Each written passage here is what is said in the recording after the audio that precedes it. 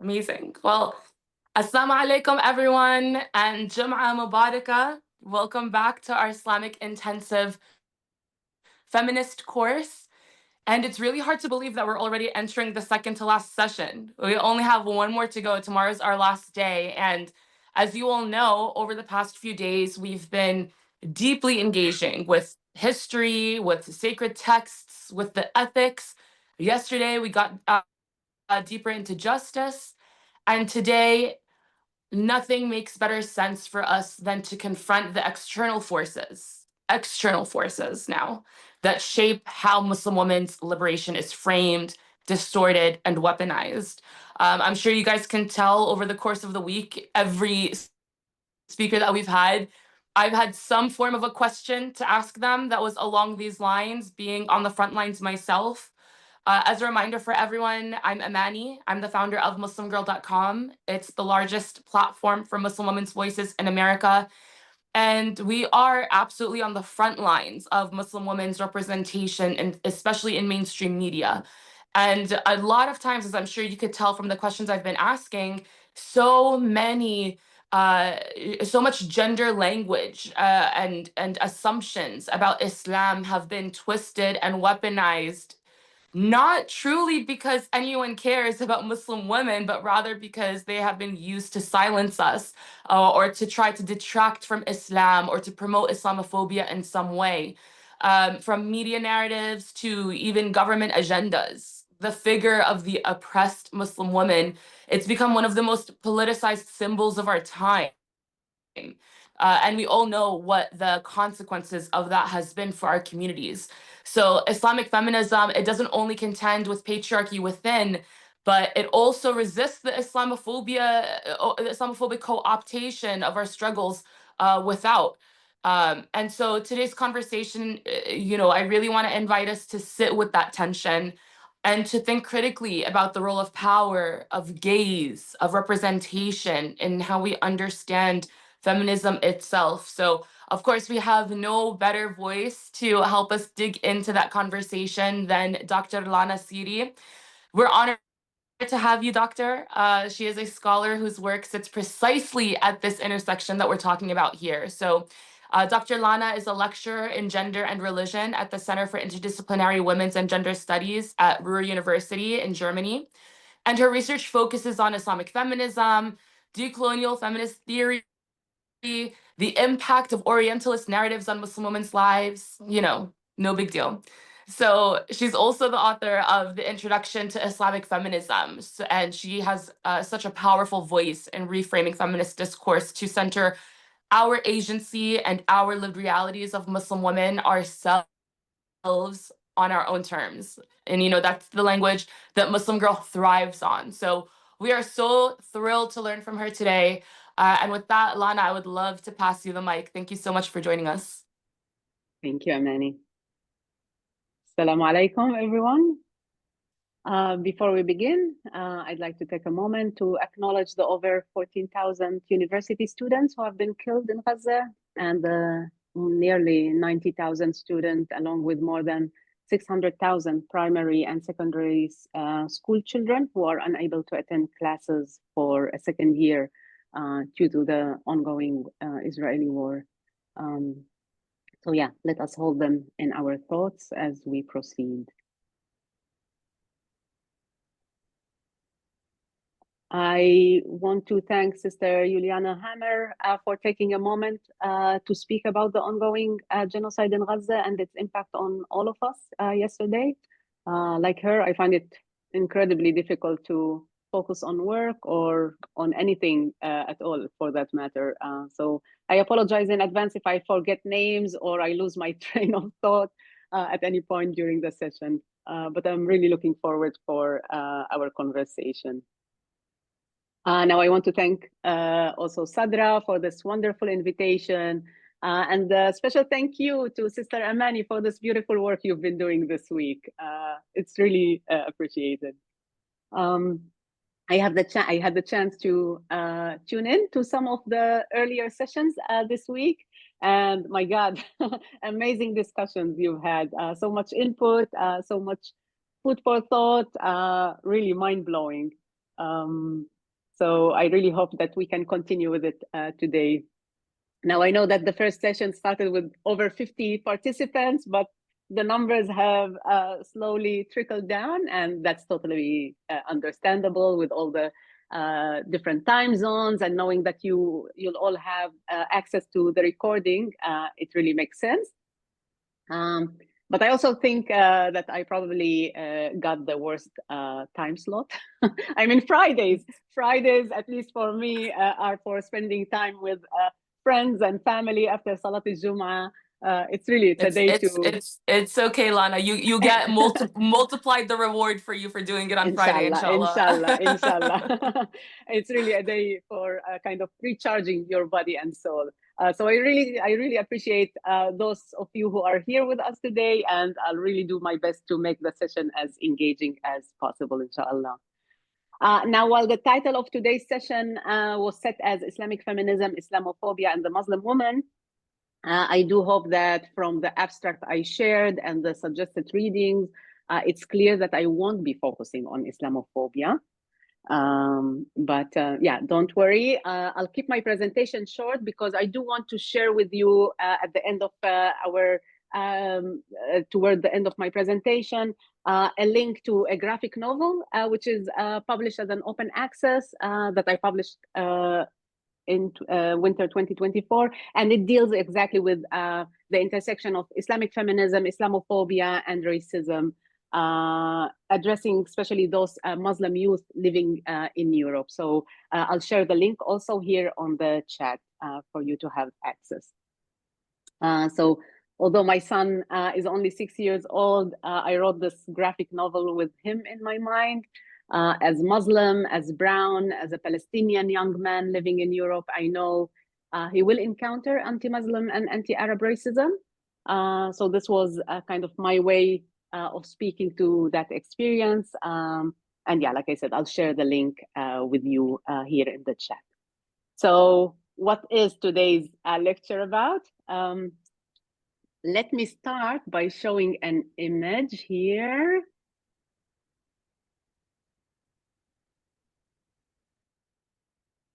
Do you see my screen? Yes, we can see it. Yes, perfect. Then maybe you can just let me know what you see here. Please feel free to just unmute yourself and speak. You don't need to raise hand. Just, yeah, unmute, speak, tell me what you see here. But please don't forget to then mute yourself again when we continue the discussion. So what do we have here? Any thoughts? Just like throw it out.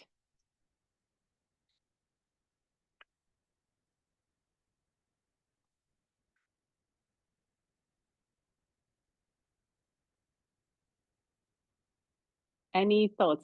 Okay, I see chat. The flyer, yeah, true.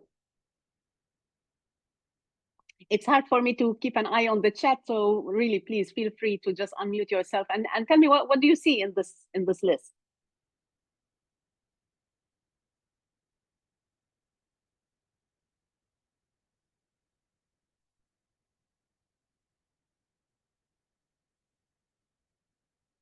Well, the fact that all the speakers are women.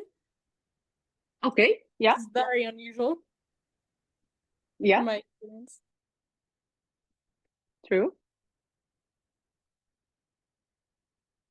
One would hope so on the topic of Islamic feminism, but it would have been nice to have one male colleague, since the topic of Muslim men engaging or being part of this Islamic feminist movement have been already discussed in the last few days. So yeah, it would have been nice to have the perspective of our brother here in the session.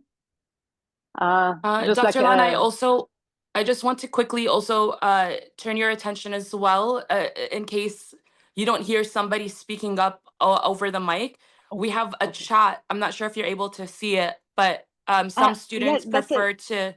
interact in the chat rather than over audio or video. So just to... Amani, if that's okay with you, please, if you see anything on the chat in this matter, just please share it with, you can share it, because it's hard for me to keep an eye on my presentation and the chat at the same time. So if you see any answers, please just share it. I mean, yeah, I understand some. I think Dita already contributed this, that they're all women scholars, as you just commented on, and she followed up to say that most are based in the West. Amina pointed out that she sees a lot of hijab. I pointed out that there are no Black women, and then of course everyone's free to continue contributing as we continue the discussion. Perfect. That's exactly what I was aiming for.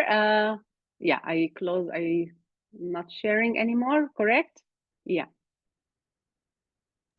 You're not sharing anymore. Yeah. So yeah, that's exactly what I was aiming for. So I want to start, like I said, by asking questions of who are the guest lecturers? Where are these scholars based? And you all kind of, you raised it here. We are all, well, Sadia Sheikh, based in South Africa. Whether we count it as the global north, global south, that's something to discuss. But we are all mostly based in the global north. And that's what I want to talk. Yes, please.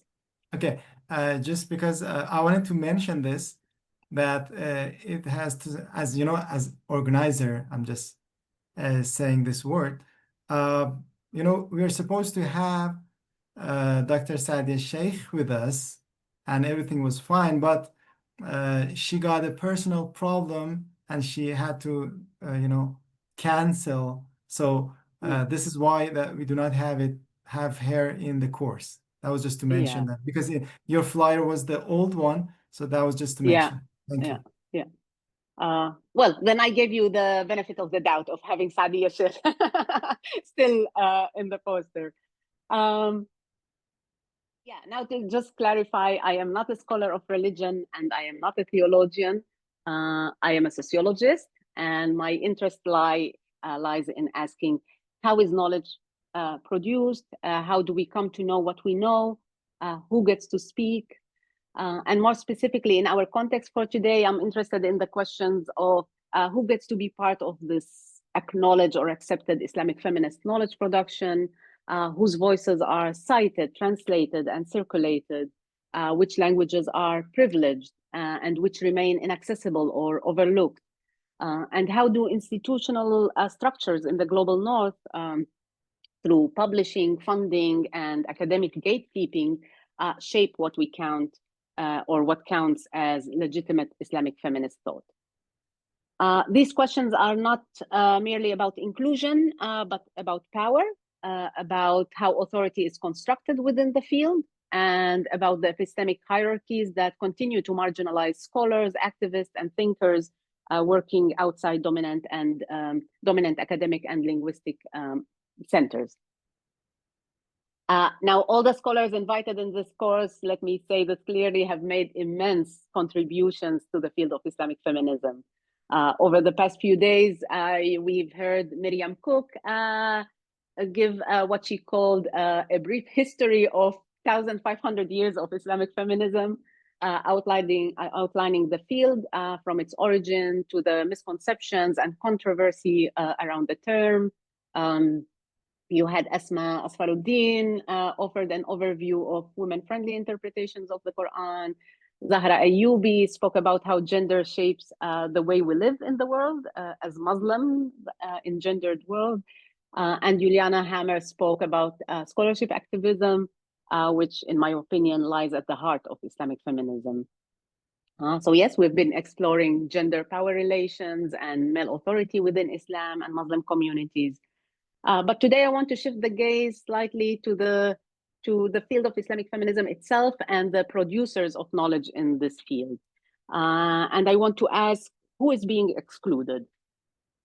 Like I said, let me repeat it again, the scholars you invited and many of the canonical scholars of Islamic feminism that were mentioned this week, from Amina Wadoud, Barlas Asma, Ziba Mir Hosseini, Kisha Ali, and many more, have deeply shaped this field.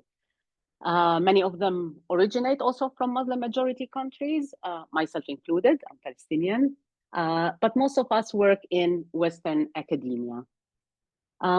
Still, I can't help but wonder, could it be that Sadra organizers couldn't find a single scholar on women in Islam or Islamic feminism based in Iran, Turkey, Indonesia, or India, where the largest Muslim community in the world lives? I hope you don't take it as criticism. I am genuinely grateful for this invitation. And I'm raising these questions not to accuse, but for us to reflect. As this, I really believe, is the core of Islamic feminist thought. As a Muslim woman educated in Western academia, I often found myself already as a student sitting in lectures, seminars, conferences about the Muslim woman, where not a single speaker actually embodied this identity of a Muslim woman. And we see that as Islamic feminism continues to grow and solidify, I've been noticing that kind of a field that began as a bottom-up movement by Muslim women around the world is now increasingly confined to academia, especially Anglo-Saxon academia, with most publications appearing in English.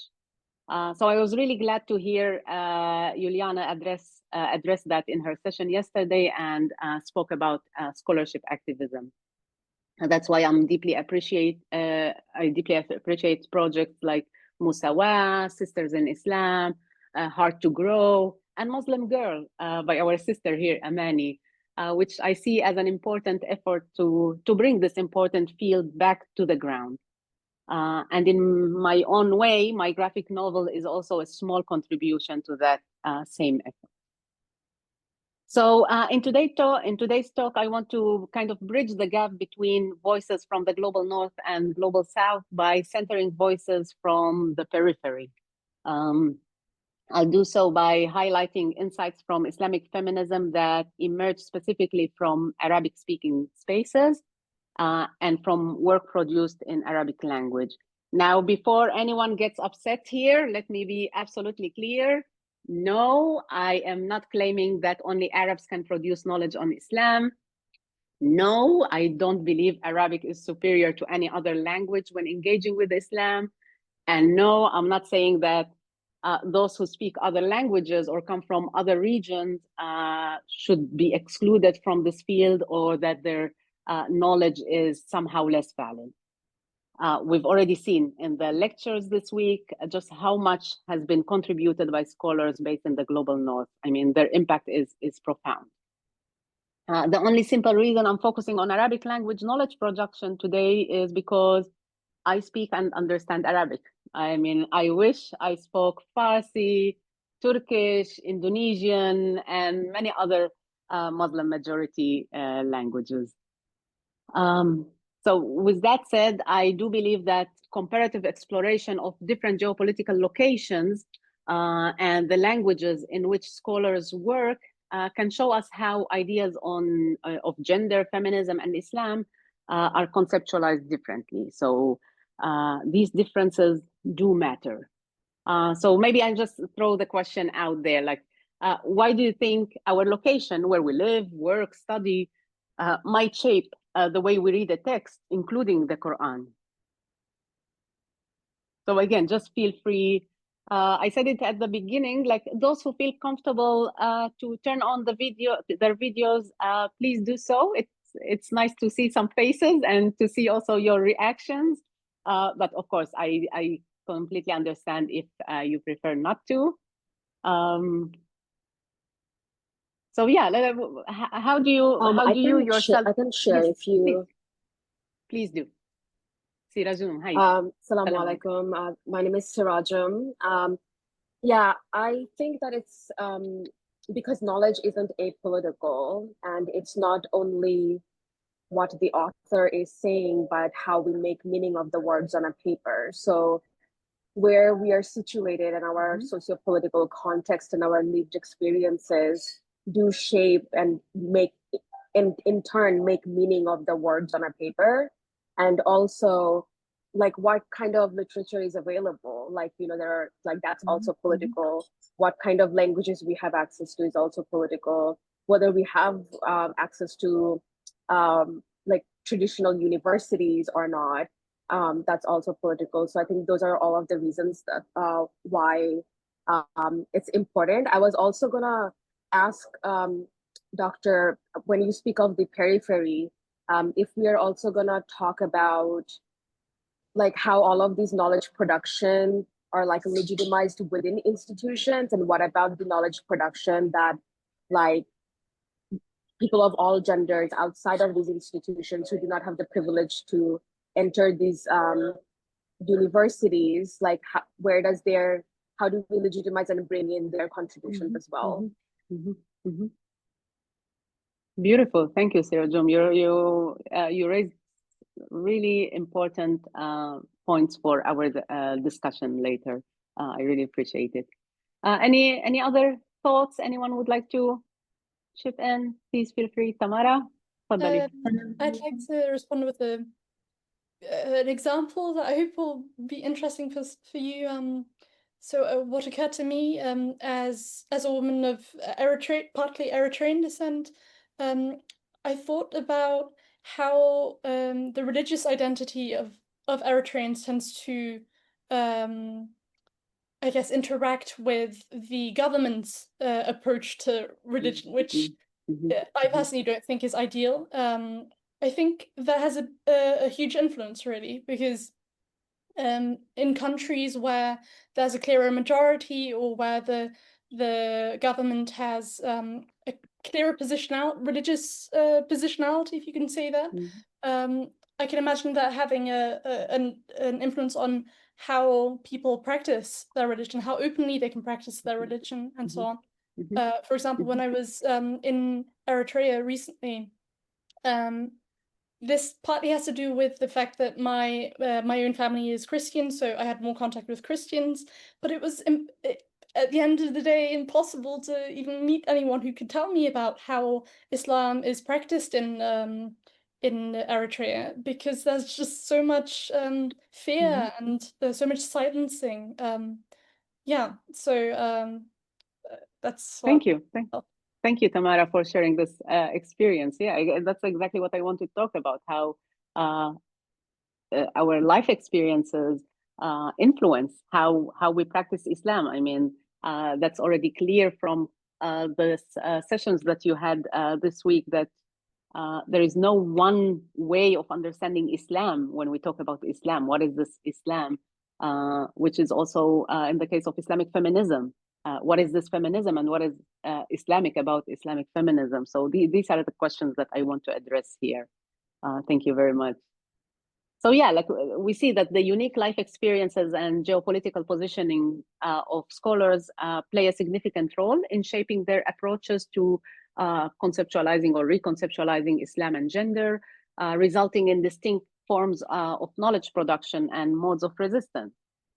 Feminist scholars, in their engagement with Islamic texts, pose different sets of questions that are shaped by personal experiences. As Sadia Sheikh puts it, it intersects with feminist thought to produce egalitarian knowledge of gender and subjectivity within Muslim thought. So interpretation of Quran and other sacred texts in this sense is understood as an interplay between the text and the reader. As Amina Wadoud notes, every reading reflects in part the intention of the text, as well as the prior text of the one who makes the reading. So the reader's prior text, that is their cultural, social, and historical context, significantly influence how the Quran is interpreted. Why is this important? It's important because Islamic feminists challenge the notion that Quranic interpretation is static or immutable. Instead, they strive to adapt its interpretation in ways that are responsive to contemporary realities. And as Asma Barla's claim, this involves reading both behind and in front of the text.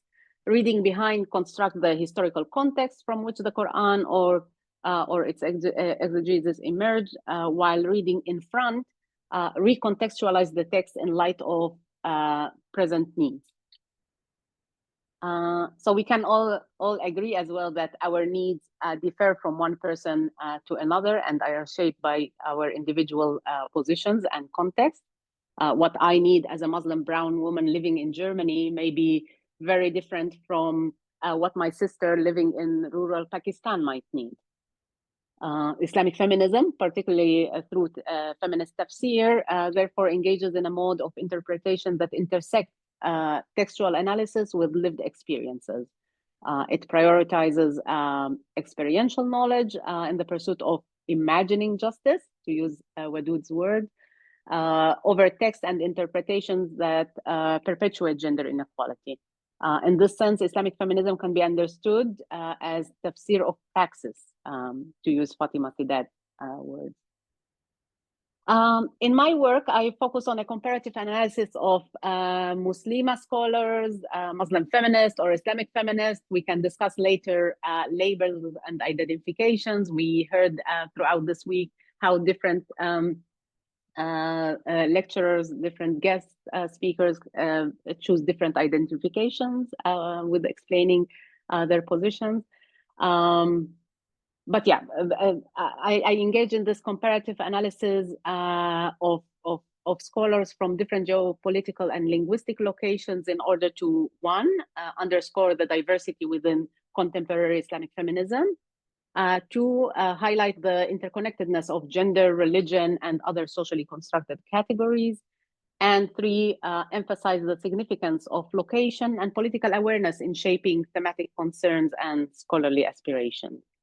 So such analysis sheds light on the intricate nature of Islamic feminist thought and underscores the importance of engaging with non-Western forms of knowledge, forms that are grounded in diverse lived experiences and intersect in distinct ways with feminist and Islamic ideas. So yeah, I would now like to explore one or two examples of this kind of comparative analysis, depending on how much time we have left. But before that, let's do a quick reflection exercise to think about how some voices in Islamic feminism become more visible than others. I'll name a few people. If you recognize the name or have heard of them before, just raise your hand or yeah, use the emoji, whatever you want. And keep it raised as we go. If you haven't heard the name, you can, that's of course completely okay. Just put your hand down. I mean, really, we're all here to learn together. So yeah, let's see. Raise your hand if you've heard of Amina Wadood. Nice. Few hands. Hello. Keep your hand up if you heard of Asma Barlas. Nice. Now keep it raised if you heard of Hatun Al-Fasi. Okay, less. And finally, keep it raised or put it down if you heard of Suhaila Zain Al-Abidin Hamad.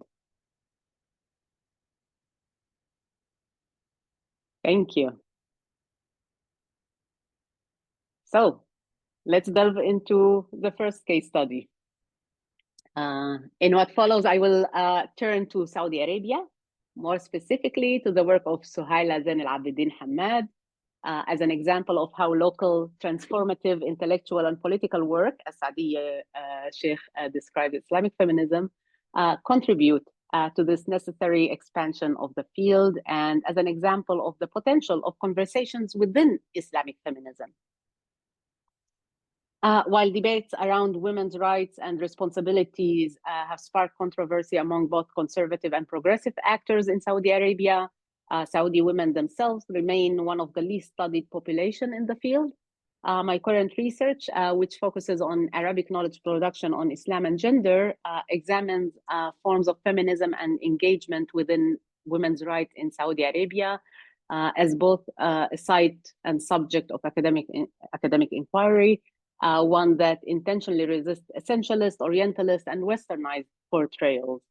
of Muslim women. I mean, at least for those of us based here in Europe or North America, we get a really limited and one-dimensional view of Muslim women in Saudi Arabia, and media present it as if their whole purpose, their whole life purpose is to drive cars. That's what we hear about Saudi women, which is way more complicated, way more nuanced, and way more complex and interesting, with a long historical background to feminist movement there. A brief note on why I focus on Saudi Arabia. I am not Saudi myself, nor do I have any personal connections to the region. However, through my broader research on the MENA region, Middle East and North Africa, I have come to recognize the Gulf, particularly Saudi Arabia, as a persistent blind spot within Anglo-Saxon scholarship on women and Islam. The GCC, the Gulf Cooperation Council countries, has long remained overlooked in the field, with most existing research centering on state-led feminism. Feminism that is supported by the state to promote itself as a more democratic, modernized state in international platform, on international platforms, sorry, while giving far less attention to grassroots feminist movements. I do find the Gulf as a unique region for conducting intersectional feminist research, because while it is defined as one political economic entity, it is in fact a site of competing tensions between religions. So we have Shia, we have Sunni, ethnicities, we have Arabs, we have Kurds, nationality, citizenship, class or tribal affiliation. Miriam Cook actually wrote a wonderful book on this concept of the tribe in the Gulf, highly recommended reading. It is therefore important to study how women navigate these multiple discourses beyond the binary of submission, resistance, and how it influences how they approach Islam and sacred texts. Now, due to time constraint, I won't delve into the full geopolitical landscape, though many changes underway in Saudi Arabia are profoundly reshaping the lives of marginalized communities. Instead, I'll give a brief outline of the general landscape of women's activism in Saudi Arabia. So, May Dabbar identify 4 broad orientations of independent women's groups in Saudi Arabia. We have the Liberaliyya, the liberals, Hukukiyya, the rights-based, Nisawiyya Islamiyya, Islamic feminist, and Muhafiza, which is like the conservative. The latter, like the conservative, hold kind of stricter religious views on women's role. Now, I mentioned this because Suhaila Zain Abidin Hamad, let's call her Hamad from now on because it's a long name, is often positioned somewhere between Islamic feminist and conservative. But what is labeled as conservative in mainstream discourse, I argue, can actually open far more possibilities for feminist interpretations of religious texts. So just briefly, who is Suhaila Zain Abidin Hamad? She is a prominent Saudi academic, writer, social activist whose work spans Islamic scholarship, women's rights, and cultural criticism. Known for her progressive interpretation of Islamic texts, she aligns her scholarship with advocacy for women's rights within an Islamic framework. Hamad critiques religious intolerance, calls for educational reform, and promote inclusive Islamic teaching. Among her topics, critique of early education, women's right to pass on citizenship, marriage without a wali, a guardian, and women's supposed subordination to men, particularly through concepts like isma, protection, and kiwama, male authority, which we heard a lot about during this week's sessions. And it is through this specific topic of Kiwama, particularly Surah An-Nisa, Ayah 34, that I place Hamad's work in conversation with that of Amina Wadud. The ayah reads, الرجال قوامون على النساء بما فضل الله بعضهم على بعض وبما أنفقوا من أموالهم. Or men are قوامون على women because Allah has preferred some over others and because they spend of their wealth. The concept of Kiwama, deeply embedded in Islamic discourse on gender relations, has long challenged scholars, particularly those engaged in feminist interpretations of sacred texts. Feminist scholars have sought to critique patriarchal interpretation of the concept of Kiwama, which again shape gender power structures within Islam, and have advocated for its revision. One of the most influential feminist reading of this ayah is by the renowned African-American scholar Amina Wadud, as you heard yesterday and in the sessions before, whose work has significantly shaped the field of Islamic feminism, even though, again, as you heard before, like at the beginning, she didn't herself identify as Islamic feminist, but later on accepted the term. So in 1999, Wadud published the groundbreaking book, Quran and Women, Rereading the Sacred Text from a Woman Perspective. It is probably the most widely read contemporary Quranic exegetical text in the world dealing with women's rights. Since its publication, it has been used by Muslim scholars and grassroots Muslim women's organizations across the globe, and it has been translated into several languages. One reviewer described the work as, and I quote, "It is virtually the first reading or a Quranic commentary on the subject of women articulated by a woman in the 1400 years of Islamic history," end of quote. Now, indeed, Amina Wadud's book and subsequent work have been so important to the field of Islamic feminism. However, what the reviewer from this well-known publisher neglected to mention is that Suhaila Hamad, in fact, published her book, مسيرة المرأة السعودية إلى أين? The Journey of Saudi Women Where To, in 1983, several years before Wadud's Quran and Women, where she addressed similar issues. And of course, it was published in Arabic and it has never been translated. Sorry. So today I will bring one small example that connects Hamad and Wadud's work. But I want to reiterate this once again by highlighting Hamad's contribution. My presentation does not seek to claim the superiority of one feminist interpretation over another, a stance that would contradict the core principles of Islamic feminism, which advocates for ongoing reinterpretation and revision of Islamic texts. Rather, the goal is to underscore the importance of including marginalized voices and non-Western knowledge systems in global feminist and Islamic feminist discourses. Now, Amina Wadud, like many Muslim women, argue that neither the Quran nor the Sunnah support the notion that biological difference implies women's ontological inferiority. She argues that gender inequality in Islamic discourse comes from hermeneutical, not biological interpretation.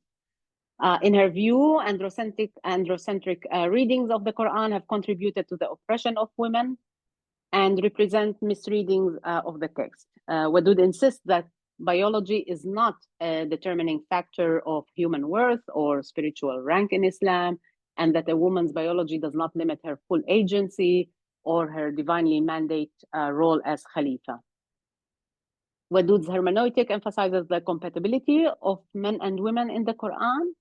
And on that note, she does not challenge the presumption of binary understanding of sex or sex and gender. Asma Barlas continue in this interpretation, arguing that the Quran distinguishes between women and men in order to safeguard women's interests, not to establish male superiority. Now, going back to Surah An-Nisa, Ayah 34, in Wadud's work, Kiwama is defined as a specific form of responsibility. I'll do it quick here because I know that you already heard this yesterday and before, I think with Asfaruddin specifically.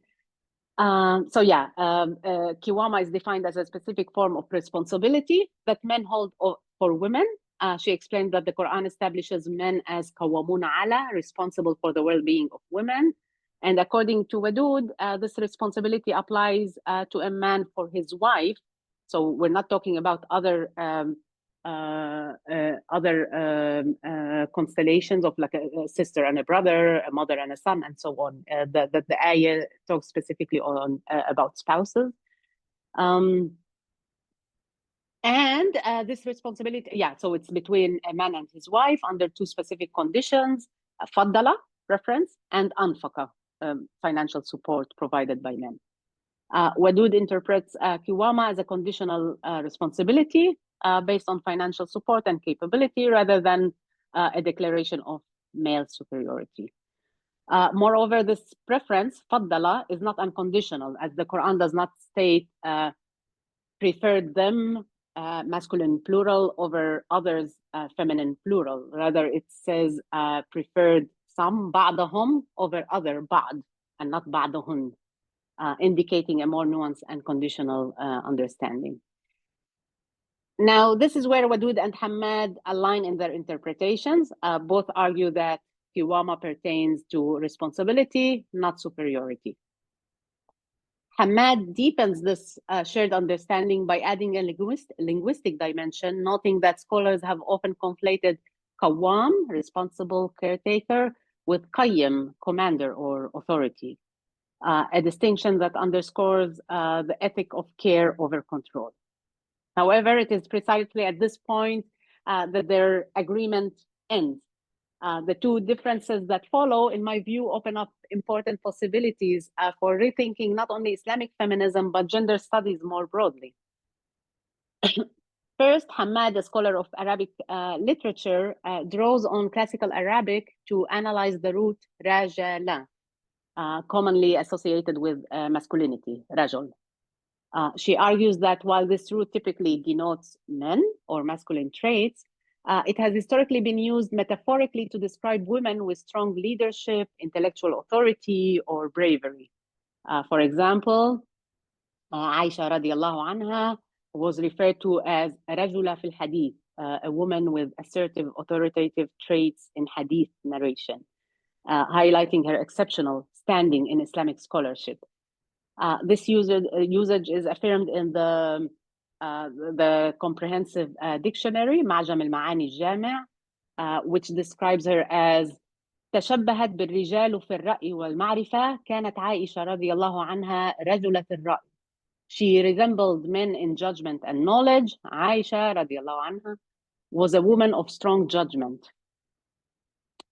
So although the Quran does not directly apply rajala, the root of rajala, to women, classical Islamic text and commentary have metaphorically extended the root to describe women who excelled in domains traditionally coded as masculine. In such context, rajula highlights a woman's exceptionalism, her mastery, courage, intellectual strength in fields like scholarship and leadership and piety.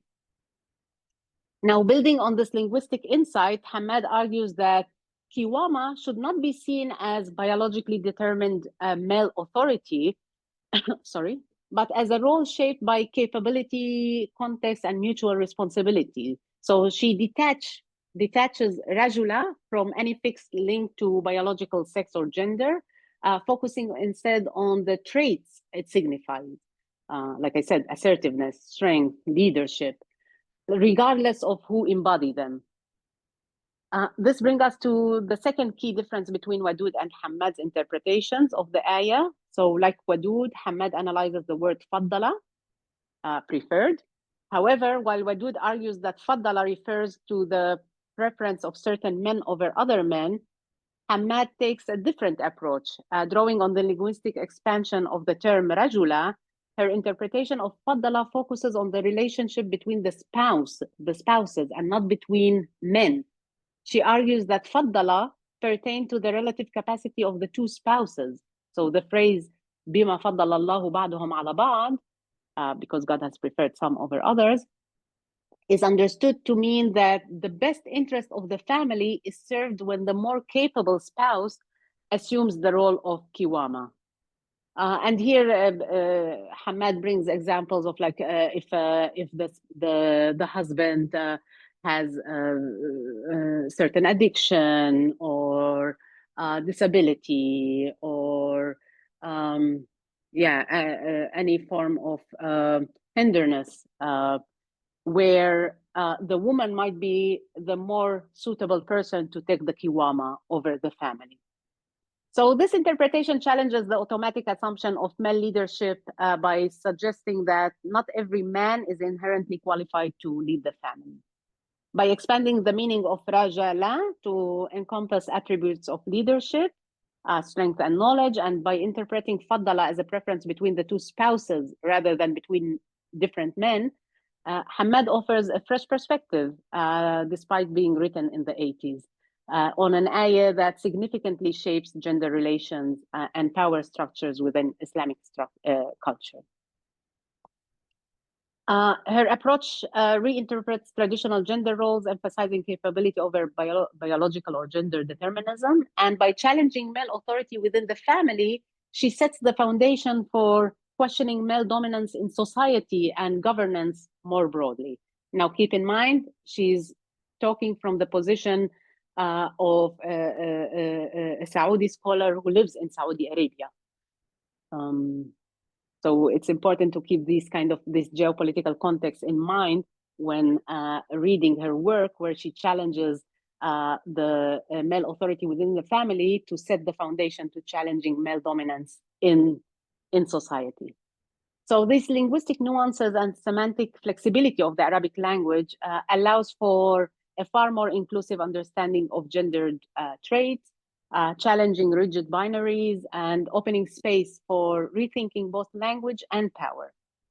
Now, again, please don't take what I'm saying here as a claim that Hamad's interpretation is somehow better than Wadud's or anyone else. That would really go against the very spirit of Islamic feminism, which values continuous learning, rereading, and ongoing pursuit of knowledge.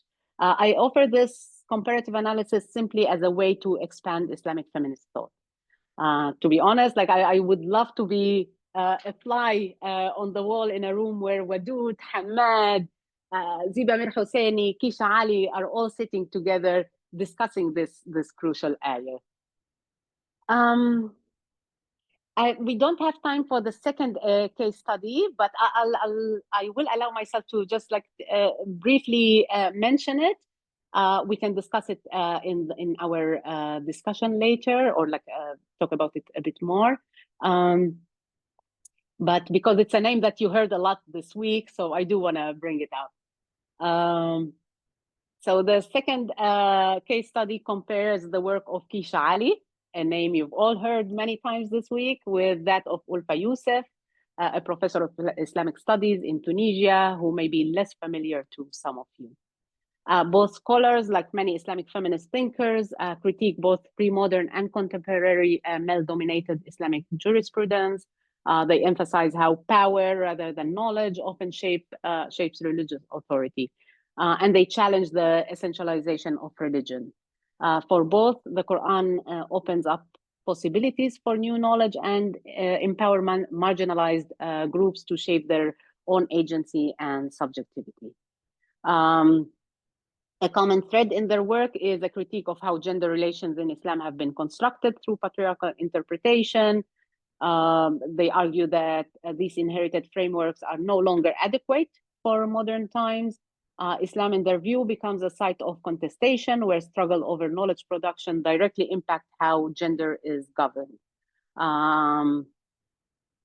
They also acknowledge that any interpretation, including their own, reflect the interest and positionalities of the reader, affirming that Islam is always mediated through human interpretation.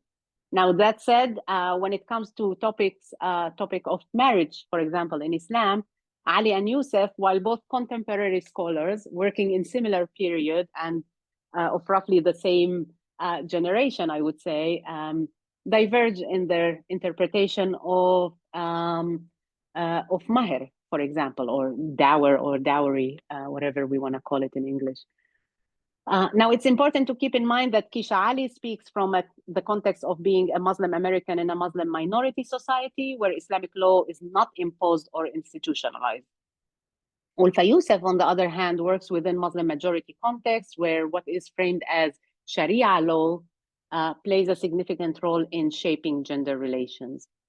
So while both scholars address similar topics related to gender and Islam, such as marriage practices, their distinct questions and concerns lead them to draw on different methodologies, references, and Islamic sources, which ultimately shape their different conclusions. I won't go into the specific verses and Quranic interpretations each scholar engages with due to time constraint. I'll gladly share the article that I'm referring to either with Amani or here in the chat for you to have access to. But I do want to highlight a key difference in their approaches. So, like I said, Kisha Ali, reflecting on her position as a Muslim living in a minority context in the United States, acknowledges the privilege of being able to choose among the different Islamic schools of thought. She discusses how the lack of legal enforcement of Islamic practices, such as mahr, due to the disconnect between civil law and religious obligations, leads her to focus more on the spiritual and ethical dimension of Islam. For Ali, mahr is given directly to a woman, and she views it as a form of empowerment. Now, I'm giving you this in like a 1 minute. Kisha Ali wrote books, I think at least like 3 volumes on the topic. So I'm really just giving you kind of a glimpse on this topic. Ulfa Yousaf, on the other hand, is deeply concerned with the lived realities of Muslim youth in Tunisia. Many of them many of whom face severe financial pressures and restrictions around sexuality. So she focuses on the material implications of mahr, arguing that its enforcement, despite not being explicitly mandated nor prohibited in the Quran, objectifies women and reduces the practice to a kind of a sale contract. Again, I'm giving you here kind of the very, very short version of those extensive work that both of them have done. So this concern leads her to engage in grammatical and linguistic analysis of terms that appear in the Quran in relation to marriage and to a certain form of payment, such as ujurihinna, which appears in reference to enslaved women or new converts who can no longer remain married to their non-Muslim husbands, and sadaqah, sadaqatuhunna, to argue that sadaqah means gift, to argue that mahr or any such payment is given as a gift and therefore not obligatory. I bring this case study just like briefly, just as another example of how geopolitical context shapes diverse forms of Islamic feminist thought. It also underscores the importance of engaging with non-Western perspectives to better reflect the variety of lived experiences that intersect with feminist ideas. And hopefully it encourages us all here to continue investing in the exchange of ideas and scholarship across borders. Now, to conclude, I really want to leave at least half an hour for us to discuss. It's crucial to draw attention to the lack of reciprocal exchange between English language and Arabic or other non-Western language scholarship on Islam and gender and Islamic feminism, with few notable exceptions, such as the collaboration between Miriam Cook and Nawal Saadawi that Cook mentioned in her lecture on Monday. And here probably the participants come from so many different backgrounds, so many different languages, which will make our discussion so engaging and so interesting as well. But as Amal Garami, professor of Islamic studies in Tunisia, puts it, and I quote, "There are at least 2 separate camps, Muslim women who write in English and those who write in Arabic."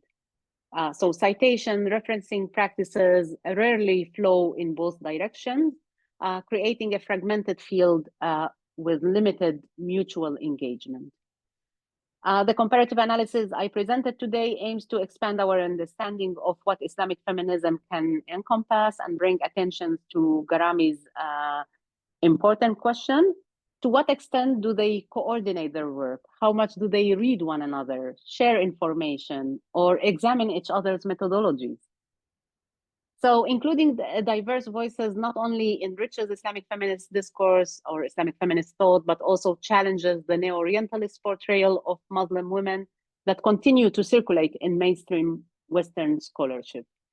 As Islamic feminism gains institutional visibility, it also risks becoming increasingly shaped by Western academic norms and frameworks of knowledge production.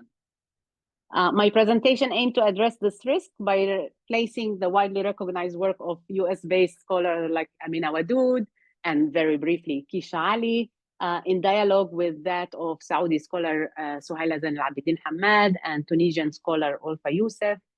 And again, rather than privileging one interpretation over another, I simply advocate for a multilingual, pluralistic approach to Islamic feminist scholarship, one that centers the multiplicity of Muslim women's voices, epistemologies, and experiences. I also hope that today's discussion serve as a small contribution to tomorrow's session, which is titled The Futures of Islamic Feminism, Perspectives and Innovations by Sister Mulki Al-Sharmani. So yeah, thank you very much. I'll stop here so we can enjoy our discussion. Like I said, I cannot follow the chat, so Amani, please help me out here. If you see anything, or if anyone want to just unmute yourself and share your thoughts, that would be great. Absolutely. Well, first of all, Lana, thank you so much for such an inspiring talk. You definitely gave us a lot to reflect on and to apply to many of our feminist principles. And actually, throughout your talk, we had more students come into the room, alhamdulillah. So it has grown. And I do want to invite those students, do not hesitate, even if you feel that you might not have seen or heard everything that Dr. Lana was discussing today. You all have the syllabus, you know what the abstract is, and she is being very generous with her time and giving us plenty of room for discussion here. So any kind of questions that you might have, topics you'd like to discuss, or even general comments or reactions, I'm sure will inspire a lot of conversation here. Julius, thank you so much for kicking us off with the first question. And so Julius is asking if there are any other important circles of writing beyond English and Arabic. Yeah, please. That would be great to hear from participants here. Like I said, I only speak Arabic and read Arabic, so my engagement is with Arabic knowledge production and publishing. But like I dream of one day, inshallah, to have a project where I work together with a person who speaks Turkish and Farsi and Indonesian to dig in. Well, it's actually not dig in because the knowledge is there. So Suhaila Zain Abidin Hamad has been there for decades. So I didn't need to dig deep to find her. I just needed to read. I just needed to look and to look and to ask and to find her. Similar with Olfa Youssef. Well, after I worked on Olfa Youssef's book and published my PhD, then she her book was translated into English, and she does have a bit of publications in French, but she's one of those scholars who insist in writing in Arabic, addressing her own audience, like her own context. But it will be great to hear from others here whose voice haven't we been hearing here, who has an immense contribution to Islamic feminism. It's just not in English or French, unfortunately. I mentioned, and yesterday also Juliana Hammer mentioned Musawa and other feminist organizations, Muslim feminist organizations that are doing beautiful work in the global South, but it remained kind of in a more in the grassroots space or sphere, and less into the academic. Or if it's not in the, if it is in the academic, it hasn't been published in English, and it also raises questions. Like I started my work by raising questions of how come certain work of Fatima Mernissi, which we all know Fatima Mernissi, her early work that was written in Arabic has never been translated or published in French or English, but later other works have been. So it's as a sociologist, these are the questions that I'm interested in. But please do share with us like those names that you think we should look into them and we should invest in translating, and they have immense contribution to Islamic feminist thought. Assalamu alaikum. Oh, alaikum salam. Thank you, Doctor, for your insightful sharing. I have one question when you raise about the contextual or geopolitical understanding of the Quran. So you mentioned that where we live, where we study, that might shape the way we look at the text, the religious text. In this context, the Quran lah. All right. So it intrigues me and made me think that does it mean the Quran is just like any ordinary text, which is open to interpretation? So this is one point where if we say the Quran is like any other text, open to any interpretation, any contextual approach based on the place you live in, the time you live in. So it is as if there is no one universal truth. So this is my understanding. So I would like to know your comment. And then I have another question. Thank you, Doctor. Thank you, Fatima. You're asking the big question that so many have been trying to answer. Is the Quran descriptive? Is it prescriptive? Is it there is this critique on Islamic feminists that they pick and choose what serves them, and Aisha Hidayatullah critiqued Islamic feminists who try to kind of manipulate the verses to fit our own needs and our own needs and requirements, and sometimes they arrive to dead ends. And then what do you do? Do you leave the Quran? Do you continue with the Quran? Do you take it as describing a certain period of time that you can take as normative, or do you just something that Amina Wadud also very much highlight, that we need to take like the spirit of the Quran, the spirit, like the its claim for justice and love and so on. So I don't have an answer. Again, I'm not a religion studies scholar nor theologian. I'm a sociologist. I'm interested in how do we come to know what we know. But please, others, if you have respond to this question of Fatima, let's share together. I'm here also to learn from you and from this exchange. Sirajum, I see your hand up. Like, would you like to reply to this question, engage in this discussion?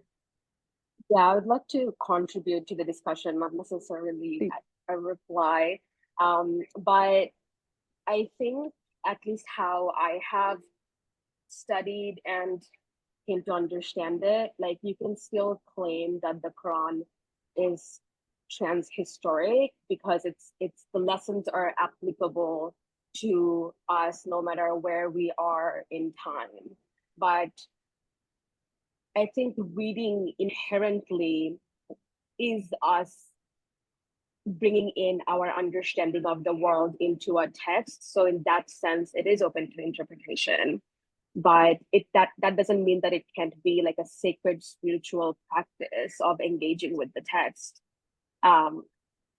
Because whenever like I read the Quran and come across with a thought that might say a male peer doesn't, I see that as a gift from God, as like in that I'm able to come to an understanding and the other person based on their lived experience is finding their answer.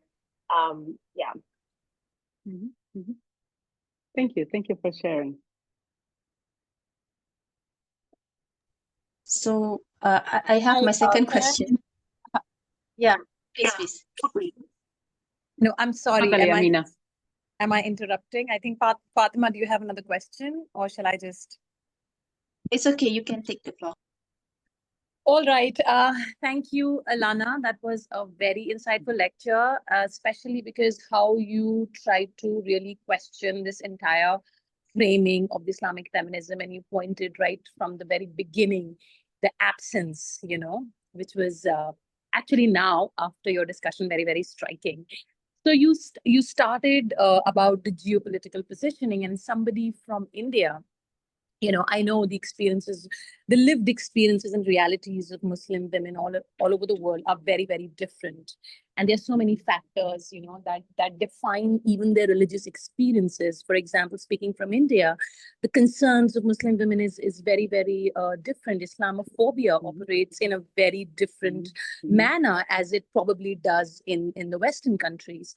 So what I really want to know is, someone who's been tuned into Islamic feminism and this entire course, which by the way is great. Thanks, a big thanks to the organizers. Now, what I want to know is that, I when I was listening to you, I could recall Chandra Mohanty Talpade, who also under Western eyes, where she talks about this whole scholarship on feminism, which has been developed, which is mainly white, middle class or upper class women, and the whole idea of the third world of women and how it is constituted as a static and a something unchanging monolithic identity. Now, what I want to know is that, Islamic feminism, how it has been moving or evolved, you said, and I agree, that it has been really relegated to the Western academia, the production of knowledge, where is it coming from? And and also the fact that the activism part of it, somehow, it's not really much happening, So is it because of this gap between the production of knowledge and the Muslim majority countries, where there are issues, that Muslim women are grappling, they're struggling every day, whether it is the issue of for example, the inheritance rights, which are very, very local, and influenced by other cultures as well. So I really want to know, that is this that Islamic feminism has really reduced to being a theoretical construct, debating on the divine, logic and and grappling the linguistics of it, rather than the ground and the grassroots realities of the lived experiences of everyday lived experiences of Muslim women.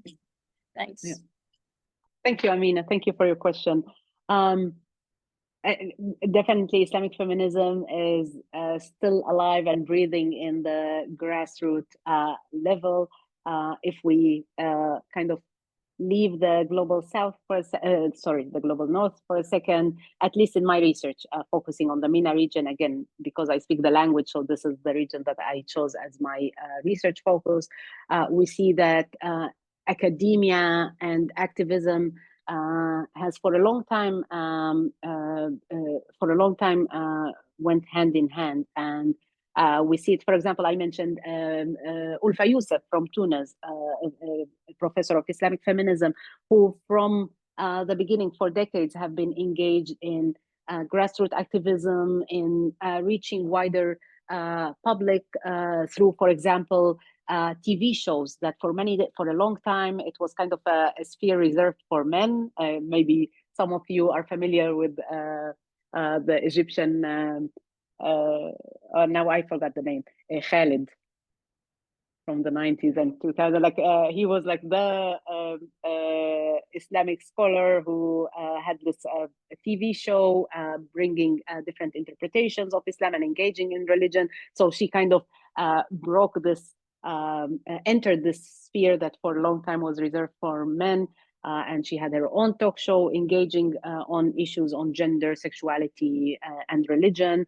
Fatima Mernisi also engaged with grassroots activism and working with rural areas in Morocco. Sohaila Hamad, the one that I mentioned, Ulfa Youssef, have been deeply engaged in grassroots activism. So I'm speaking more as my experience as a Muslim working in the West, where I see that this division between academia and activism is quite stark. I'm really happy that Juliana addressed it yesterday. But in general, from my perspective, I see that here in the West, there is kind of a stark division between academia and activism. Even like when I go to a conference, if I present myself as an academic activist, it's in a way immediately devalue my any contribution that I have to the panel or to the conference. And where in other regions, I'm sure also we can bring examples from India, from your context, Amani, where we see this this intersection of activism, of art, of scholarship within the feminist discourse. But yeah, as someone who's working in Western academia, I mean, and not only that, most publications are, of course, in English, but we don't engage also with translated. Of course, we cannot engage with Farsi and Arabic books. We need translations, but you rarely find those translations. I remember like over 2 decades ago when I started doing my MA studies and later my PhD studies, if in a course on gender, if Layla Ahmed appeared, that would be kind of a bonus that the professor is giving us of like, here, I'm diversifying my syllabus and I'm adding Layla Ahmed's book in a course on gender studies. So I see it here a bit more restricted, and unfortunately also in Arab context as well. I mean, if we go to the American University of Cairo or the American University in Beirut, the syllabus is not so different than that of here in Germany, or I don't know, like a different context that other participants here come from. And slowly we're marginalizing and excluding those voices that have contributed for decades. Like I said, Suhaila Hamad has been contributing since the 80s and before. But everyone knows the work of Amina Wadud, which is an excellent work. Again, I'm not saying that it's not, it's an excellent work. Wadud herself, after a long time in academia, she just left everything and now focusing mainly on grassroots activism. I don't know if I am answering you, Amina. I started talking and I noticed that I'm going to to different directions. But yeah, it's there, and this is what we need. Like I would love to engage also through such a course, an online course, to start those connections and those collaborations of like, okay, yalla Amina, let's see what's happening in India. Tamara, I think you mentioned Eritrea. Let's come together and create projects together. I hope that's also what Sadra is actually encouraging and promoting, of bringing so many people from so many different places to not just like, okay, listen and tune in for an hour and enjoy a discussion, but to take it further. So it's on us. It's on us to make this bond, make those connections, and create projects together, and yeah, bring our voices into the mainstream. And I do want to be part of the mainstream. It's not like about creating, like Amal Garami says, like two or multiple different spaces or spheres. Yeah, thank you so much. Sometimes I fear that, the theoretical quibbles, sometimes they take away from the changes that really need to be made in the society, So that was the only point that I want, because we really have to, like, what is Islamic feminism?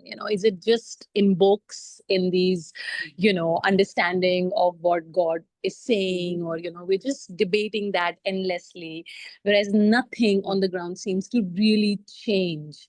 So, and yeah, so I'll yeah. bring it. Sorry, I'll bring it just as an example of how actually the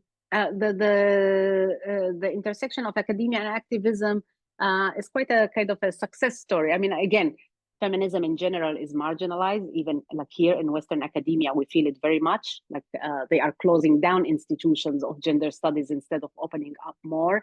And Islamic feminism is in the margin of the margin, so it's already very limited and very kind of excluded.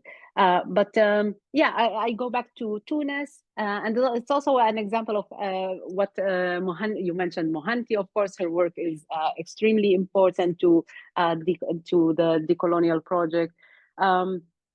But yeah, through the involvement of scholars and activists, they managed to change laws regarding, in Tunis again, the law regarding Muslim women marrying non-Muslim men, which in Islam, as we know, or like in how we practice Islam, as we know, Muslim men can marry non-Muslim women, but Muslim women cannot marry Muslim men.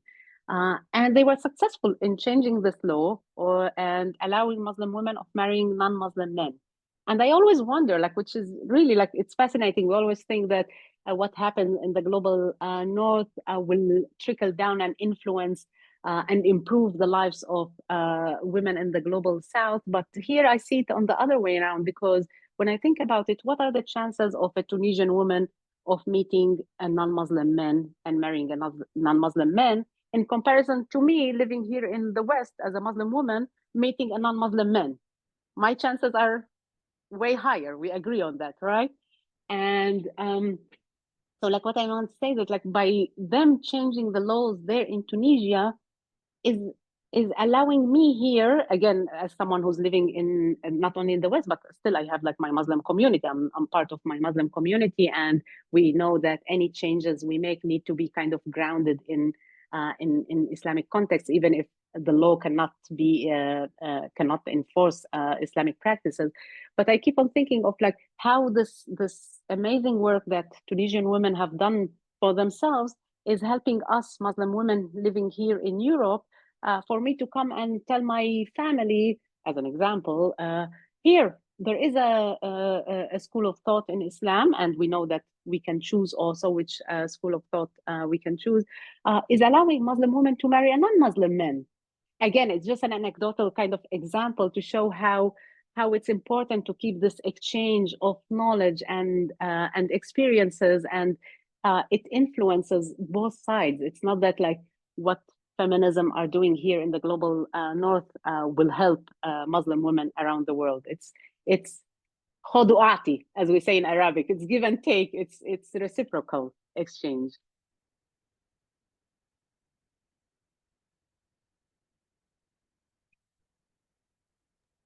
Can I ask another question? تفضلي Fatima, yeah. Yeah, okay. So when we talk about knowledge production, so I was wondering about the question of who speaks for the Quran and who owns the narrative.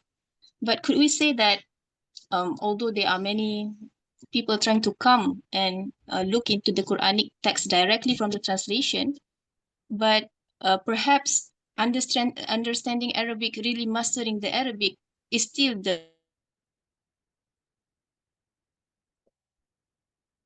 main prerequisite to interpret the Quran. Because translation is in other language, we know that it will never be able to capture the essence of the Arabic language, the depth, the beauty. So so that's my question to you. Again, Fatima, you're coming with those big questions. But yeah, that's the beauty of Islam. We don't have the Pope as the main figure that decides how we understand Islam. Alhamdulillah, we don't have this. We don't have one authority to say that's the right way. This is how we read it. This is how we do it. So yeah, which opens up possibilities. That said, it doesn't mean that anyone can just go and read and say, okay, this is how I understand Quran and this is how I want it. I mean, you do need to have a background in religious studies, Islamic studies, social sciences, humanities, whatever. You do need to have some background.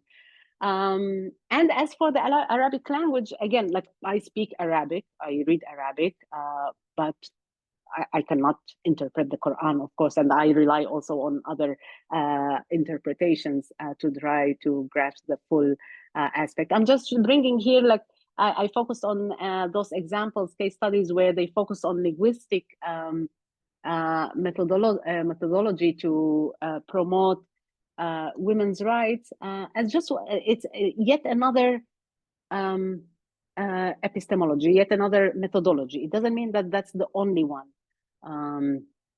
I mean, our dude, I assume she understood a bit Arabic. Kisha Ali definitely understand Arabic.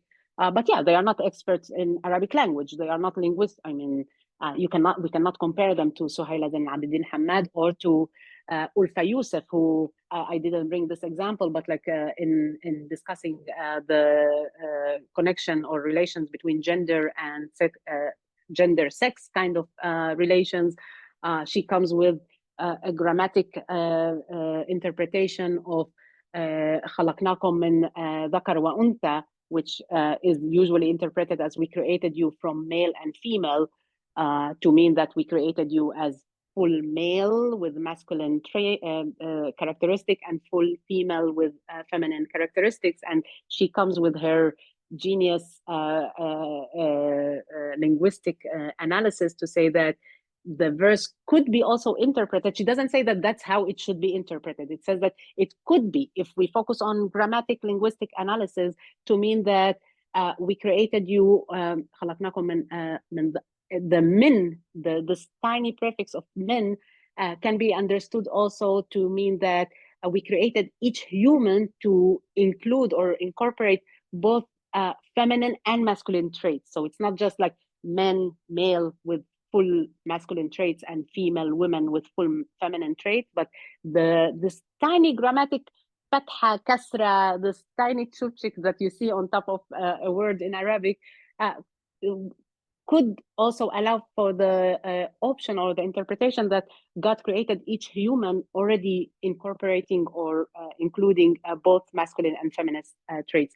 Again, that's only one methodology. It doesn't mean that if we only rely on Arabic experts, then everything, all the scholars that we mentioned here throughout this course and others, then we cannot use any of their work. So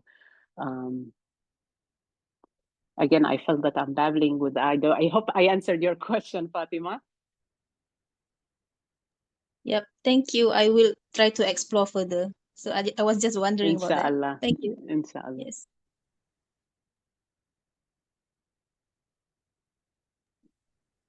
There are some Yeah, you questions learned in the Fusha Arabic. chat box as Sorry, well. yeah. Yeah, sorry. I Sorry. just wanted to mention that there are some questions in the chat box. If you have access to chat box. Yeah, I now see. I don't know where to start from, so please help me out and just read any question you think we can answer in the last 5 minutes that we have. We actually, correct me if I'm wrong, but we have 30 minutes still, or are we shorter session today? Is it till 8 or 8:30? If you're available, we are happy to continue on. I'm here. I'm here. I'm here. I'll just say good night to my Beautiful. son at some point, but I'm here. No, truly, it's whatever you deem fit. I believe our first session was also until 8 as well. So feel free to alert us, but you do have plenty of discussion questions. So And please just read. Yeah. and if we do get to have this time with you, everyone, you know, like this is very, very special and valuable that Dr. Lana is being so generous with her time here.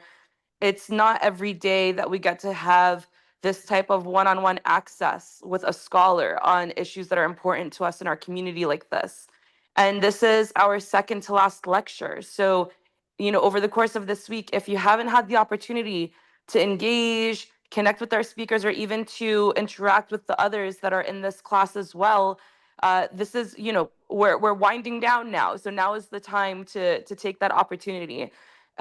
So with that, I'm going to go ahead and dive into some of the new questions that are in the chat. And I will prioritize folks that didn't get a chance to ask a question yet. So and then of course, you know, we'll go on to others that have engaged as well. We have a question from Maria. She says, culture within Islam has deep roots and is difficult to challenge, especially when sentiments are strongly tied to the Quran. A lot of work has already been done on its reinterpretation. My concern lies with this reinterpretation and its impact in society at large globally. The question is, how can it be made more accessible to the masses? The cultural aspects of any society differ significantly across the globe. So how can we theoretically and practically locate Islamic feminism within these varying contexts? Very good question. Thank you. Yeah, thank you, Maria, for this question. And I think we already started like kind of touching upon it. Is like looking for those knowledges that are not in English. So, for example, just as an anecdote, my mom is a religious woman. She's a Hajj. She did Umrah, she did Hajj, she wears the hijab. We try to, like when I started with my studies, I would come to her with all this information in English that I learned and discuss with her. And she's like, she wouldn't take it. Until I was able to find Ulfa Yusuf's book in Arabic. I was like, hey, yo, mama, it's in Arabic. Now you can read it. You don't need Amina Wadud. You don't need Asma Ballas. It's like, here, we have you, Ulfa Yusuf. And then my mom does enjoy reading different interpretations. So yeah, I was able to give her this Arabic book in a language that she speaks, in a language that she understands.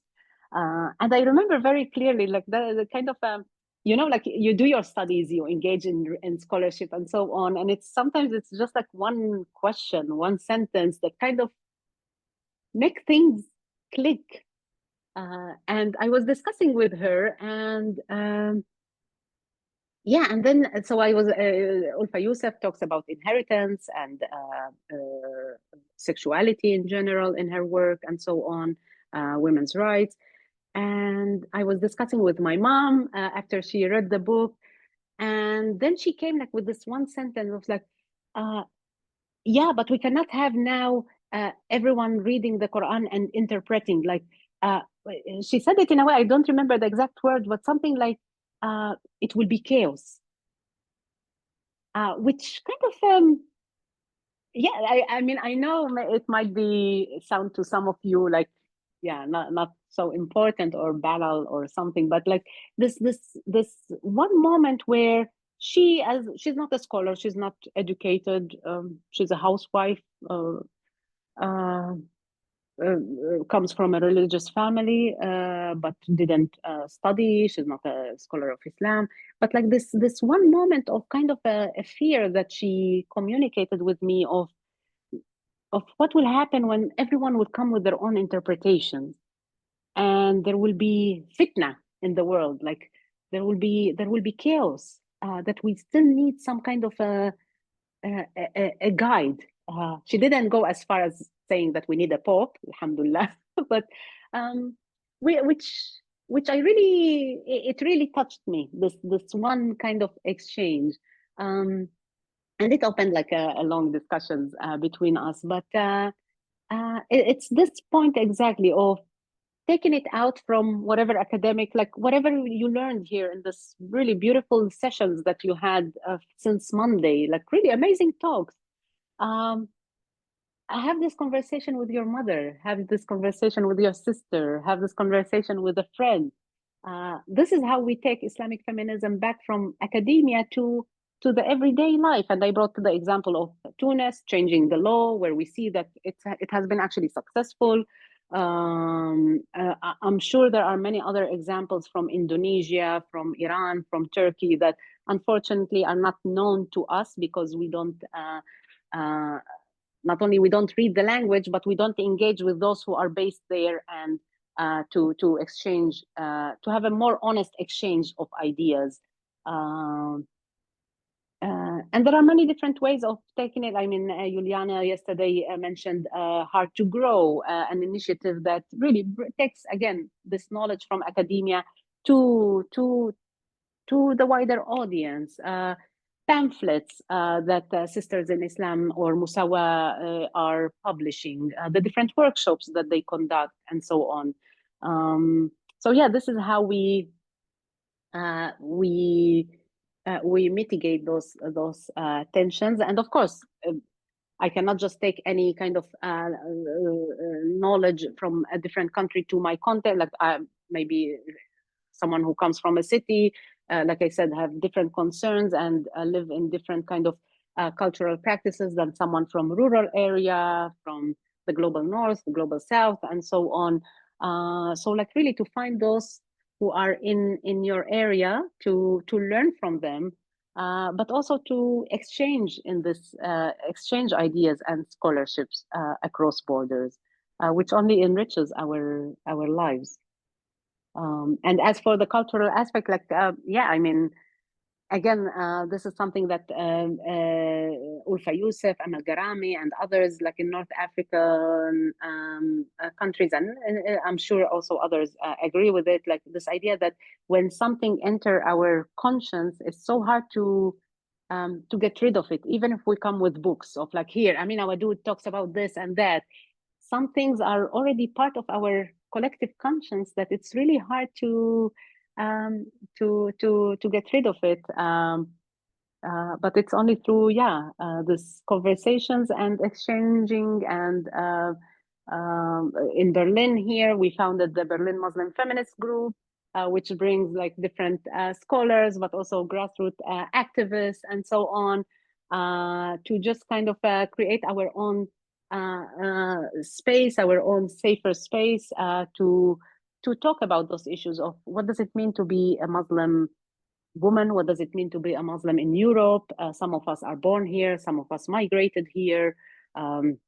We didn't get to the point of talking about Shababs, but I shared the link of the graphic novel here, but also addresses like issues of racism, the conflation of Muslim and Arab, and all this complex entanglement that it brings with it here in Europe. So again, I start answering and I just go with my thoughts.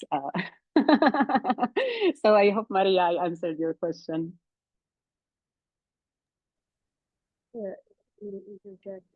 I have a short observation, perhaps a criticism of academic feminists, which is that, you know, you mentioned language and, you know, accessing different perspectives and language, but I think language is also made inaccessible within a specific linguistic culture. So, for example, you know, when I was a lot younger and tried to read works by people other than, say, Amina Wadud, they were largely inaccessible because the language that was used, you know, words like hermeneutics, ontological, exegesis. I mean, you literally had to have a thesaurus or a dictionary next to you to even wade through one paragraph. So in a lot of ways, it feels like it's probably conscious in some ways, but perhaps unconscious or subconscious in other ways. But it feels like these academics are really largely talking to each other, amongst each other, but are not taking steps to make the work and the concepts behind the words accessible to the lay public. So it becomes then an engagement of the intellectuals and those with the luxury to decipher what they're saying, even though they're speaking the same language. That's a perfect. If I can jump in, Azra, because your comment really inspired me and echoes some of the frustration I've been experiencing as well within this space, that I hope Dr. Lana can comment on. You know, it's this idea, especially it's mainly used, in my opinion, to undermine the inclusion and participation of women within interpretations of Islam. But it's always this outlier of like, well, leave it to the scholars, right? Kind of to detract from our own reason and make it seem like Islam is something exclusionary that only like this specific subset of people have the right to interpret it. But, you know, like in history, like in the British Empire, for example, when they wanted to control the people and withhold access to the church from the common man, what they did was they wanted to prevent the translation of the Bible from Latin into English, because they wanted to keep it something that was limited and not accessible to everyone. They wanted people to rely on the power of the royals and the monarchy. They wanted to keep the people dependent on them to maintain that connection. And that's one of the reasons why Islam is so radical and was so radical for its time. Dr. Lana, please correct me if I'm wrong, but my impression of Islam has always been that it was revealed for the common man on the street to be able to understand and interpret it for himself. Like Muhammad sallallahu was, he didn't even know how to read, right? And so in my opinion, it's like if we keep saying like, oh, you have to be a scholar to have the right to interpret it, well, what does that mean historically? Historically, it means that it restricts Islam to only the most privileged people in society. Who are they? Usually men, usually financially well off or affluent enough to be able to afford that education, usually Arabic speakers. And you know, like it basically eliminates the vast majority of people, of Muslims, in my opinion, from being able to interpret it for themselves. But that's the whole point, is Islam invites us to use our reason and to ask questions in order to interpret it for our lives. And that's the reason why we don't have priests, for example, in our religion. We don't have a middleman in our religion that we have to go confess to or seek that kind of understanding from. Islam is known, it's the only Abrahamic religion where we have the direct connection between the Muslim and our creator. And that's always been the way that I've viewed it. So I appreciate Azra bringing this up, because especially within the spaces that I occupy, that's how men try to shut me up. Well, are you a scholar? Did you study fiqh? What's your degree? Things like that. So I'm very eager to hear, you know, what your thoughts are about that. Amani, you answered the question. I mean, everything that you say, I totally agree with you. It is a gatekeeping mechanism. My approach is that I start reading a book. If I don't understand the first paragraph, I ditch the book.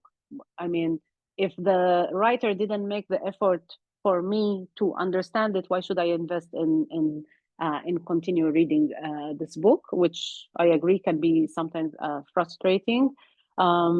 And this is why also I emphasize that in my presentation that there is no, I'm not claiming that Arabic is the superior language. I mean, yes, the Quran was written in Arabic, but the Arabic that was spoken at that time is a different language than the Arabic that we speak today. So an Arab-speaking person who approached the Quran is in no way better than any other Muslim or person like who approached the Quran. Again, it's a gatekeeping mechanism. But then I see projects like, for example, Amani, a Muslim girl, is the beautiful way of bringing those complex discussions without using the flashy, jargony concepts and words. And make it accessible, bringing the lived experience with the cultural, with the religious, with the political into one in a very understandable, easy way that you don't need to be a scholar to be able to understand those complexities. And these projects exist. We just need to, like I said, in your case, it's in English, but Al-Qaws in Palestine has been also engaging with different kind of writing or publishing kind of quarterly comics that engage with also like culture, religion, sexuality, and so on. And I'm sure also it exists in other languages. So yeah, okay. So if the book of whatever, Judith Butler, Barlas Asma, whatever, is not understandable, then I'll ditch it and I'll check Muslim Girl and I'll read it and I'll understand those concepts. Thank you so much for that, Dr. Lana, and thank you for your kind words. They mean a lot, truly. And we also, from that, it looks like that has inspired some discussion. We have a few more hands that just went up in the group. I saw Irfan, you had your hand up, but it went down. So if you still have a question, please feel free to put your hand back up. Then we can proceed with Muhammad, if you'd like to go ahead and share your question with us. And then after Muhammad, we'll go to Tamara. Okay, thank you very much for your, the thought-provoking discussions. And I think that one important point that the presenter today just made, and also the participants were, I think, that totally reoccupied, engaged with the point, was that how knowledge can be produced, and this is important question, that when we talk about knowledge, it doesn't mean that it is just the scientific knowledge, whether it is just the abstract science or whether it's a practical one. I mean that knowledge is anything that we experience based on our experience, our reading, and our understanding. We express, and then in that case, we can see that knowledge is mostly produced in our everyday life, and the Holy Quran is mostly about people's everyday life and not about very grand things about the cosmos. I don't want to say that the principles are not important, but at the same time, so I think that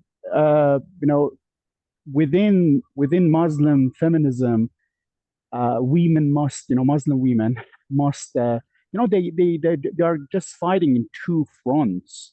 First one is just in the Muslim world, and the other one is just against the liberal feminism, and but to decolonize, the feminist knowledge.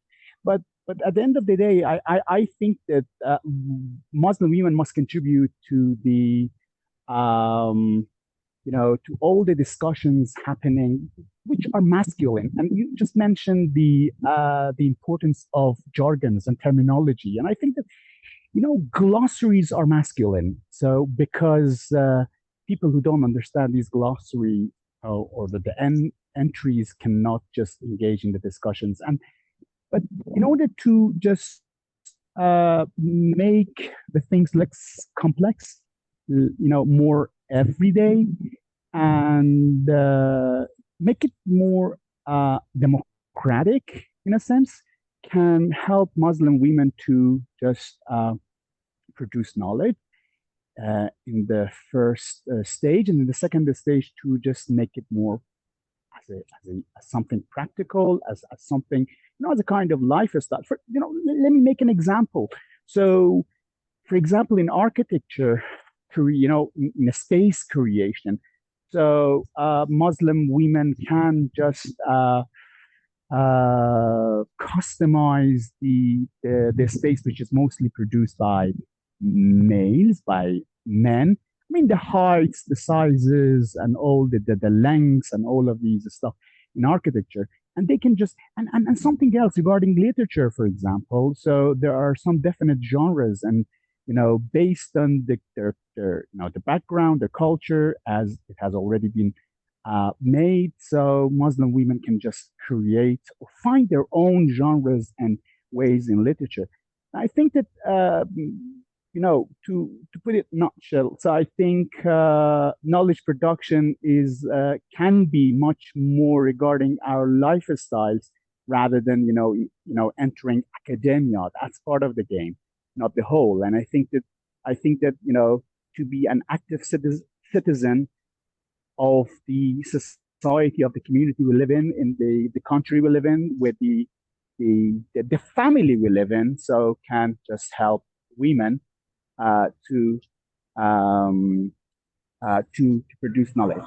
And the last point that I'd like to mention, talk about is that when we talk about Muslim feminism, it's not not only about women but also men as well, because I think that the majority of males are the victim of the patriarchal masculine system.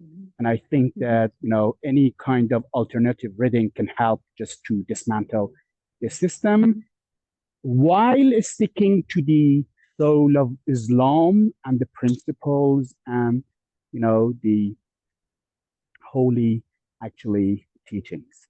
Okay, thank you. I just wanted to mention these points. Beautiful. Thank you so much, Muhammad, for this contribution. I mean, there is no question. I agree with you. You raised very important points here, and I'm happy to be working along my brother in expanding Islamic feminism. So thank you for being here with us. Amani, I'm just looking at the time. Can we take the last two questions and wrap it up? Absolutely. And that's perfect, actually, because we have Tamara is next, and then Sirajam, am I pronouncing your name correctly? Perfect. And then for those, if you posted in the chat and we didn't get to your question, Please accept apologies in advance, but please do hold on to your questions because we will try to find an outlet for them, inshallah, and we still have one more lecture tomorrow. So Tamara, go ahead. Thank you. So I actually wanted to respond to something you said, Amani, about your credibility being questioned because you're not a scholar. I want to say that I've experienced that in the Tibetan Buddhist context, and it kind of made me suspect that it has less to do with the actual credentials and more to do with the fact that a person they don't think should be asserting herself is doing so. Like I really don't think it has anything to do with the tradition you're in. It's something you can see everywhere. I can really relate to that is what I'm saying. But my actual question is because you said that if I understood correctly, that it's possible to engage with Islam without constant reference to traditional scholarship. Correct me if I'm wrong, by the way. I was wondering if either of you could say more about that, because in my own research, I really had difficulties making sense of the Quran without tafsir and so on. Of course, I don't speak Arabic, or read Arabic, so I think that made it a lot harder. But yeah, could you say something about that? Yeah. I mean, we're presenting here or throughout this week, we talked about Islamic feminist knowledge production, the challenges of challenging, patriarchal interpretation and so on. But I really hope you all didn't take it as a way of saying like we should ditch this scholarship. I mean, we don't need to waste time in inventing the wheel. I mean, the wheel is there and people have been doing an amazing job. I mean, Sadia Sheikh, which unfortunately is not here with us, refers often to Ibn Arabi. Kisha Ali also refers to early Islamic scholars. Ulfa Yusuf that I mentioned also refers to early Islamic scholars. I mean, they have been like the work is there, so and we can take so much from it. So it's not okay now I forget everything, I take the Quran and try to find an interpretation. Definitely not. Definitely not. And engaging with I mean, we saw it also with Miriam Cook's lecture, going back from Khadija to nowadays. I mean, we have shoulders to stand on and to build on. So it's definitely a continuous conversation. We're talking here about that our cultural geopolitical context also keeps on being reshaped and changing, and keeps on changing. And we're talking about from those who from the positions of those who want to align their Islamic identity with their other identities. We're not talking here about secularists who or those who identify as non-Muslim or so on. We're talking about those who still want to align and bring together their gender, their sexuality, their racial identity, and so on, with their Islamic faith, and find sakina in it. So yeah, there is no reason for you to, Tamara, now start all over again, and definitely go to this early scholarship. Yeah, thank you. That's reassuring. I have nothing substantive to add to what Lana just shared, but it did make me think that, I mean, to your comment, Tamara, absolutely, it's never about the the actual credibility, but it's like I feel like it's mostly with the men that want to exclude voices like ours from the discussion. They're always like, well, you need to be a scholar, you need to be a scholar. And then when women do become scholars, like Amina Wadud and Fatima Marnisi and others, because obviously this scholarship requires Muslims from different walks of life and experiences to temper those interpretations and be more inclusive, when they come into the discussion, then they are also discredited because they don't sound like the men that came before them, right? So, that I think you're absolutely spot on with that. Thank you, Aman. Although, like, just to mention, like, neither Fatima Mernissi nor Amina Wadoud bring up new methodologies. Like, in their work, they base it on already established methodologies, already established scholarship from male scholars, and they build on it. So it's not to avoid this critique of like, you're bringing me this feminism from the West. Like, no, they are referring to this early scholarship and established methodologies in learning, in approaching Islam and Islamic studies. So they are not bringing anything new with their methodologies here. So, Sirajum, we take the last question. Yes, can you hear me okay? Because my earplugs just died. Okay. I really appreciate the generosity because I have been taking up a lot of space, so I appreciate it. I wanted to bring up the point of Islamophobia because I noticed that that was named in your lecture title, and I think that goes well with everything that we have been talking about in terms of like, who are we producing knowledge for? Is it for us, or is it for people who are questioning our humanity? Is it for people to whom we are trying to like legitimize us too?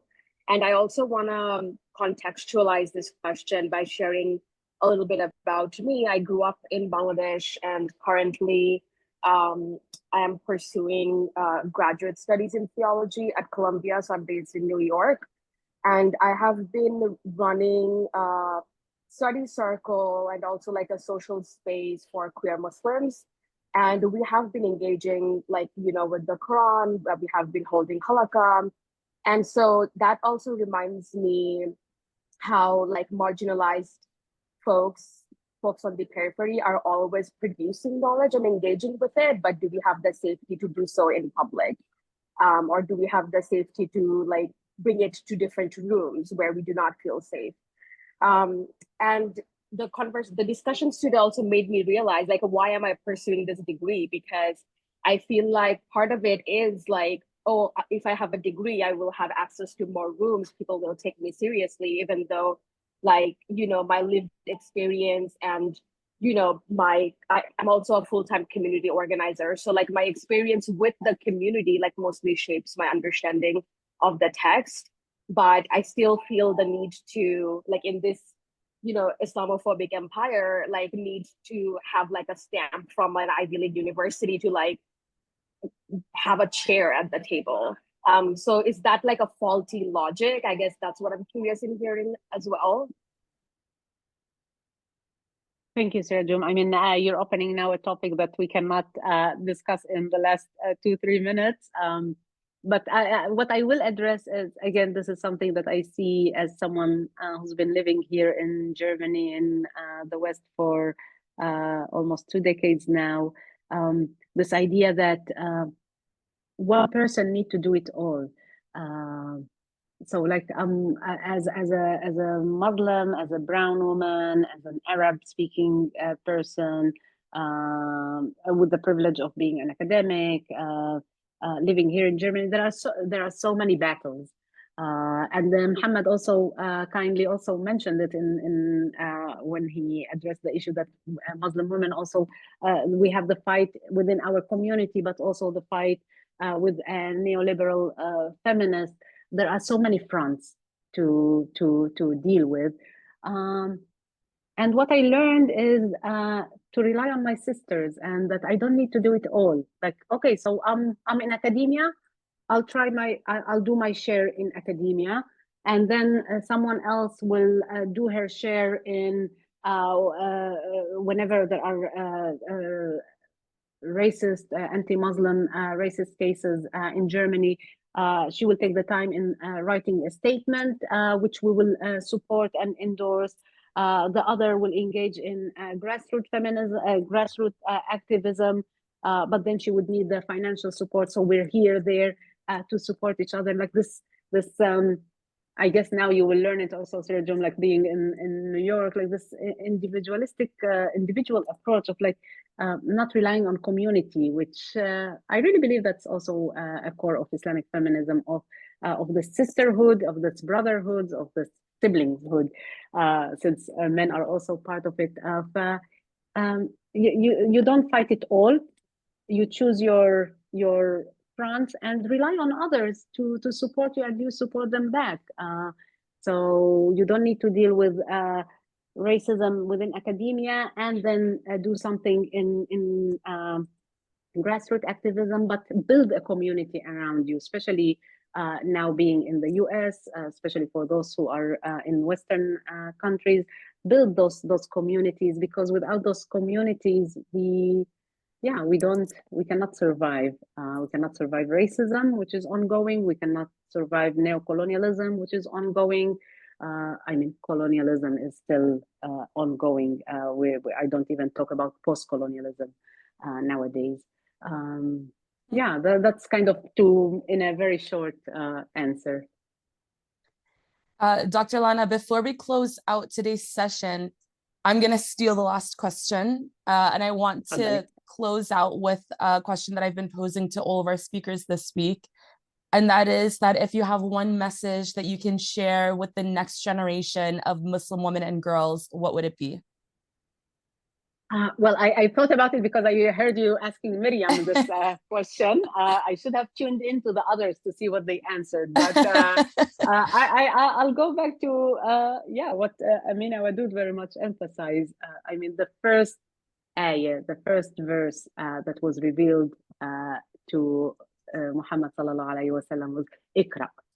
Ikra bismi rabbika. Ikra, read. So seek knowledge, and knowledge is not academic knowledge only. It's not books. It's those discussions. It's those again, Muslim Girl magazines. It's activism. It's engaging in. Now, once this conversation ends, doesn't mean then that your exchange and your conversation shouldn't continue. So Ikra, in a sense of seek knowledge everywhere.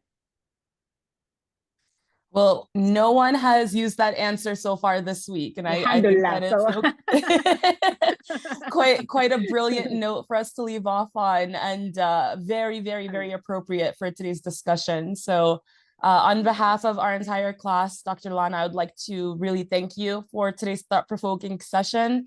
I think that, I can speak on behalf of all of us when I say that you really have reminded us from start to finish about the fact that the struggle for Muslim women and our justice, it's not just about how we think or whose voices we center, or it's about whose voices we center, as well as which knowledges we allow to shape that understanding of that justice, alhamdulillah, especially when it comes to honoring the intellectual and spiritual traditions of those that are usually overlooked and erased from conversations that mean this much to our communities, alhamdulillah. So I really appreciate you reminding us of that, and at the beginning also just like calling us to also think about who's not being seated at the table, I think was a very powerful way to demonstrate exactly everything that you spoke to us about today. So thank you. Thank you, Amani, for this wonderful work. Thank you to Sadra team for inviting me and for creating this space. It's really very much needed space, and I look forward to tuning in tomorrow. Inshallah, we're so lucky to have you, and alhamdulillah, for our students as well. Again, tomorrow's our last day. This time tomorrow, inshallah, we will be wrapping up this course. So I really hope that today's conversation stays with you and is, you consider it a call to action to think more critically and more expansively about Islamic feminism, but not just for ourselves, but also within the systems that we move through and how it applies there. So of course, that's going to lead us straight into our closing lecture, which will be a visionary look ahead in our final session with Dr. Mulki El-Sharmani. And so, as you know, we've kind of been through an entire journey together all week. And what better way for us to leave off than by diving into the future of Islamic feminism together, inshallah. So I will look forward to that discussion with you all at this time tomorrow. And I will see you all then, inshallah. Assalamu alaikum. Thank Salam. you all. Assalamu Assalamu alaikum. alaikum. Thank you so much.